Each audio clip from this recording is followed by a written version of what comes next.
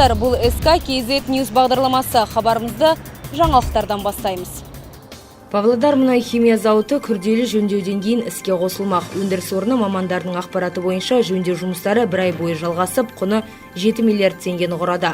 Самұрық-қазына мен Қазмұнайгаздың еншілес кәсіпорны жанар-жағармай, дизель мен реактивті отын, мазут, газ, мұнай битумы, қортқа көмір мен күкіртті шығарады. Зауыттың жобалық қуаты жылына 7,5 миллион тонна мұнайды шығаруға жетеді. Өңдеу тереңдігі 85%-ға жуық. Эйр Астана орталық және оңтүстік Азия әуе компаниялары арасында ең үздік деп танылды. Қазақстанның ұлттық авиатасымалдаушысы халықаралық аэроғашықтық салонында Фарнбург қаласында өткен әлем әуе компаниялары 2012 байқауына қатысты. Сайыскерлер 10 ай ішінде әуе және жерде қызмет көрсетудің 38 негізгі көрсеткіші бойынша бағаланды. Жалпы жүлде үшін 200-ден астам әуе компания бақ сынасты. Жеңімпаз дүние жүзі бойынша жолаушылар арасындағы телефон сауалнамасы мен онлайн дауыс беру көмегімен анықталған. Нәтижесінде Эйр Астана орталық және оңтүстік Азиядағы үздік әуе компаниясы санатында жеңіске жетті. Самұрық-энерго кірісі жыл басынан бері 11 миллиард 129 миллион теңгені құрады. Электр қуатын өндіру көлемі өткен жылмен салыстырғанда 8%-ға өсіп, 7,5 миллиард киловатт-сағаттан асты. Көмірді өндіру көлемі 6 айда 20,8 миллион тоннаға жетті, өсім 4%. Негізі компанияның бірінші жарты жылдықтағы жалпы табысы 51 миллиард 159 миллион теңгені құрады. Табыстың өсуі өндіріс көлемдерінің ұлғаю есебінен болды. Атап айтқанда, Батуров атындағы Жамбыл мемлекеттік аудандық электр станциясында электр қуатының өндірісі едәуір өскен. Бұған қоса, Мойнақ су электр станциясы өз жұмысын бастады. 1997 жылғы 14 шілдеде президент ұлттық атом компаниясын құру туралы жарлыққа қол қойды. Қазатомөнеркәсіп құрамында 73 кәсіпорын бар, 24 мыңнан астам адам еңбек етеді. 15 жыл ішінде еліміздегі уран өндірісі 795 тоннадан 20 мың тоннаға дейін өсті. Қазатомөнеркәсіп ешкімге белгісіз компаниядан уран өндірісі бойынша әлемдік көшбасшыға айналды. Жылдық табысы 78 миллиард теңгеден асады. Ірі холдинг құрылғаннан бері жоғары технологиялық уран, бериллий және тантал өнімдерінің халықаралық нарығында Қазақстан атынан лайықты жұмыс жүргізіп келеді. 1,5 жылдан кейін елімізде қара алтынмен бірге сары алтынды өндіру көлемінің күрт өсетіні қазірден анық. Батыс Еуропаның үздік технологиясы бойынша жұмыс істейтін Афинаж зауыты Астанада салынып жатыр. Бағалы әрі сапалы өнімді шығару үшін мұнда ең заманауи құрал жабдықтар орнатылып, мамандар шетелде оқытылмақ. Болашақ өндірістің қыр-сырын келесі бейнематериалымыз ашып береді. Афинаж зауыты Астананың индустриалды аймағында бой көтереді. Бұл құрылыс алаңы елбасының қатысуымен өткен ұлттық телекөпір барысында салтанатты түрде ашылған. Ал ендігі кезде мұнда қызу жұмыс жүруде. Алайда алғашқы кірпіш қаланғанша басқарушы компания тарапынан ұзақ қағаз бастылықпен айналысуға тура келді. Көп уақыттан бері тыныштық болды. Өткен жылдың соңында ғана қабылданған құжат негізінде қаржы бөлінген. Бірақ ол құжатты сараптамаға жібергенімізде жарамай қалды. Өкінішке орай немістер біздің нормативтік актілерді білмейді. Сондықтан оларға қазақстандық бір компаниямен серіктестік орнатуды ұсындық. Ақыры мамыр айында тиісті келісім бекітіліп, іс жүре бастады. Енді қолымызда техникалық, экономикалық негіздеме және мемлекеттік сараптама бар. Алғашқы алтын құймасы 2013 жылдың қараша айында шығарылмақ. Германия елінің өкілдері өндірісті үрдісті алғашқы 5 жыл бойы бақылайтын болады. Ал зауыт іске қосылғанға дейін мамандарды шетелден оқыту көзделген. Жоба басталғаннан кейін біраз уақыт өткеннен кейін көптеген лаборант, технолог қызметкерлерді сырт Германия зауыттарында жұмыс еткізіп, соларды үйрету алда жоспарлануда. Ашылатын жұмыс орындарының саны көп емес, 50-ден астам. Қара жұмыстың басым бөлігін техника тындырады.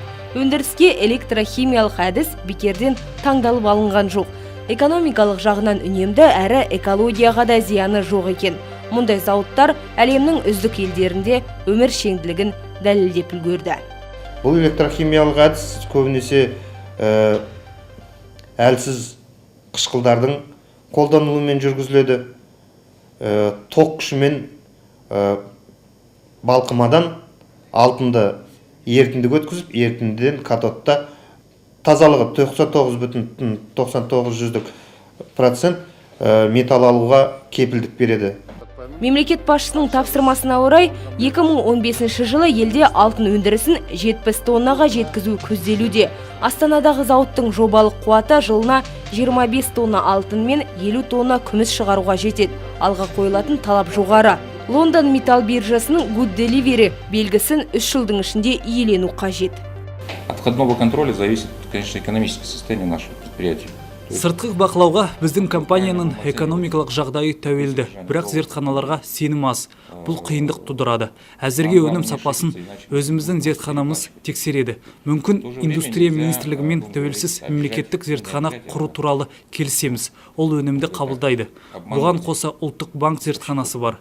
Соны да жұмылдыруға болады. Ол лабораторияда жалғыз осы бағалы металдар емес, басқа да металдардың мөлшерін, келіп атқан құйма, шикізатты анықтауға мүмкіндік береді бізге. Бағалы металдар болғандықтан қателіктің бағасы қымбат. Сондықтан біз дұрыс келіп атқан шикізатты, бізге келіп атқан, шығарып атқан өнімдер біздің бәрінің дұрыс бағалау үшін бізге ол ең бірінші алға қойылған мақсат деп ойлаймын, лаборатория. Болашақта Афинаж өндірісімен қатар құю кәсіпорнын дамыту жоспарда бар. Елімізде бұрынғы жылдары аса өркендемеген зергерлік істе жанданатын болады. Ең бастысы қазақстандық алтын шетке шығарылмай, осында өңдеуден өтеді. Шикізат бар. Тау-кен алтын барлық аймақтармен жұмыс істеуге даяр. Елордада орналасуы көліктік қатынас жағынан тиімді. Бәрі ойдағыдай болса, ұлттық қазынамыз ғасырлар бойы тексерілген әлемдегі ең тұрақты валютамен едәуір толықпақ. Бұл жолы инновациялық үлгідегі Астанадағы бірегей нысан. Оқушылар сарайы жайында әңгіме қозғамақпыз. Шынымды айтсам, бұл ғимаратқа өзім кіргенде үлкен әсерде болдым. Тіпті қайта балалық шаққа оралғым келгенде. Алайда мұндай ғажапты біз кезінде көрмесек те, ендігі кезекте өскелең ұрпағымыз сарақатын көретіні қуантарлық. Қазатомөнеркәсіп жетекшілігімен бой көтерген оқушылар сарайы бүгінде ұлттық дәстүр мен жаңашылдықты біріктірген нағыз тәлім ордасына айналды. Мұнда шығармашылыққа деген шабыттың оянбауы мүмкін емес. Оқушылар сарайының сәулеті ерекше. Елбасы басқарған халықаралық комиссия көптеген қызықты архитектуралық ұсыныстардың ішінде дәл осы жобаны таңдапты. Құнды жәдігерлермен әйгілі Санкт-Петербург қаласынан келген дизайнерлер ғимараттың құрылымын жасақтаса, отандық мамандар қазақи ою-өрнектермен безендірді. Нысанның жалпы аумағы 47 мың шаршы метрге жуық. Особая энергетика царила на здании, когда... Егер осы жоба туралы айтатын болсақ, оны салу барысында ерекше ахуал қалыптасқан. Құрылыста мыңдаған адам еңбек етті. Ал іске қосу қарсаңында соңғы күндері тіпті 2200 адам бірге жұмыс істеді. Барлығы да аянбай күш жігерлерін салды. Өйткені өз балалары үшін жасады ғой. Бұл оларға мерекелік көңіл күй сыйлады. Энергетика жағынан нысан жылулыққа ие. Жылулыққа келетін болсақ, оқушылар сарайын жылыту жүйесі аса жаңашыл екенін атап өткен жөн. Табиғи таза қуат көздері мен энергияны үнемдейтін инновациялық технологиялар осында қолданыс тапты. Қазақстанда тұңғыш рет жарықпен қамту салмағының бір бөлігі күн батареялары мен жел генераторларына түседі. Қондырғыларда бір тұтас автоматтандырылған жүйе арқылы басқаруға болады.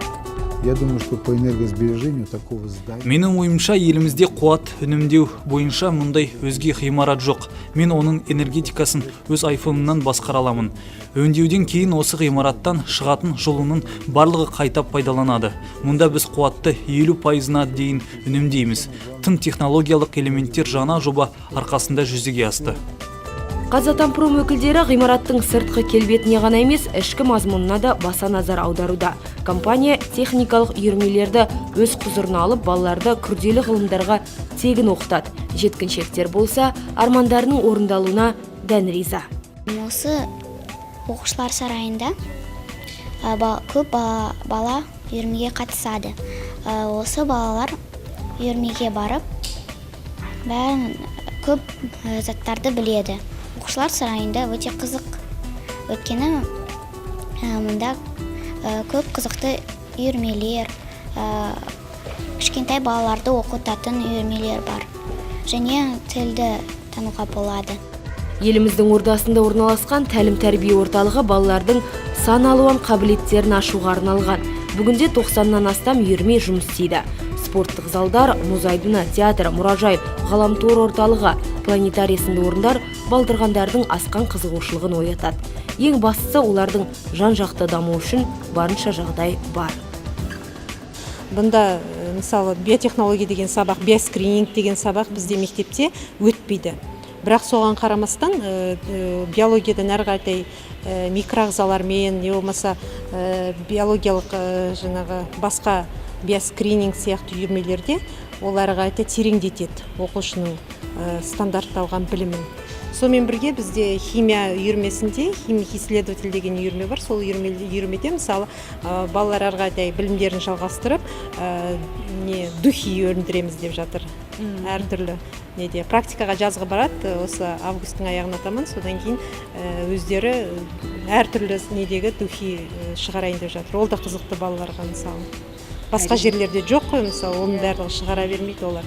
Сонымен бірге сабын келешекте шығарамыз деп жатыр біздің өзіміздің бөлімде. Бір айтары, оқушылар сарайында кәсіби шеберлігі жоғары мамандар қызмет етеді. Ұжымның 40%-ы жігерлі жастар болса, өзгелері тәжірибелі ұстаздар. Шәкірттерін олар тең тұлға ретінде көреді. Түсінушілікпен демеу өзара қарым-қатынастың өзегі. Мұғалімдер өте көңілді, бізге өте көп үйретеді. Түсінбесең ұрыспайды, бәрін түсінеді де. Бұл қыздар болашақта әлемнің бір әйгілі сән үйінен немесе подиумнан көрінуі әбден мүмкін. Қазірдің өзінде сызған нобайлармен жасаған киім үлгілері таң қалдырады. Хочу стать дизайнером, поэтому записалась на кружок основы моделирования. И это мое первое платье. Осылайша мәдени ғылыми орданың тәрбиеленушілері тарихтың кітабында өз іздерін қалдырмақ ниетте. Мұндай ортадан ұлы адамдардың шығуы заңды да шығар. Орасан зор жоспарлар жетерлік. Оларды орындайтын өскелең ұрпақ. Сенімді ақтаса, болашағымыздың жарқын болатынына күмән жоқ. Соңғы айдарымыз Лондонда өтіп жатқан Олимпиадаға арналады. Қазірдің өзінде жерлестеріміздің қоржында 2 алтын бар. Веложарыста Александр Винокуров жеңіске жетсе, ауыр атлетикадан Зульфия Чиншанлу әлемдік рекордты жаңартты. Құттықтай отырып, сіздермен қоштасамыз. Аман, сау болыңыздар.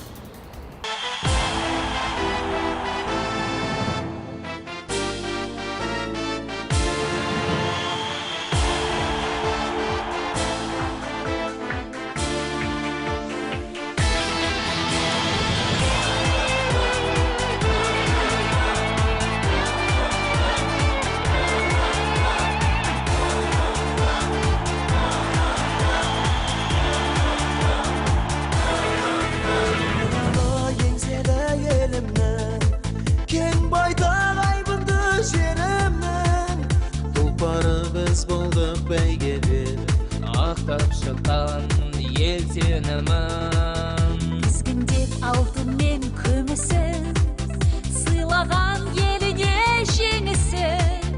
Әлемде топ жарып жарысқан Қазақстан. Желбіреп байрағы әлемде, әнұран айтылды әлемде. Ол қызы әлемге өз елін танытқан Қазақстан. Желбіреп байрағы әлемде, әнұран айтылды әлемде.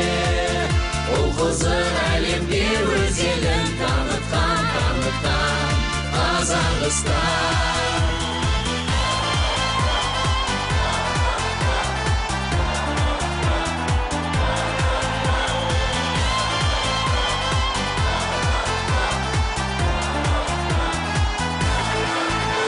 Последний рывок и побед, слышны крики с трибун Казахстан. Мы смогли, оправдали надежды всех, кто нам верил и веру вселял. Закаляется воля в сражениях, олимпийцы храбры, как в бою. Будут слезы от счастья, победы, верим в себя, верим в страну. Развивается флаг на ветру, пробуждает он гордость мою. нашим мы верим, ребят, победят, они победят. Развивается флаг на ветру, пробуждает он гордость мою. Будет золото нашим, мы верим, ребят, победят, они победят. Желбіреп байрағы әлемде, әнұран айтылды әлемде. Ол қызы әлемге өз елін танытқан Қазақстан. Желбіреп байрағы әлемде, әнұран айтылды әлемде. Ол қызы әлемге өз елін танытқан Қазақстан.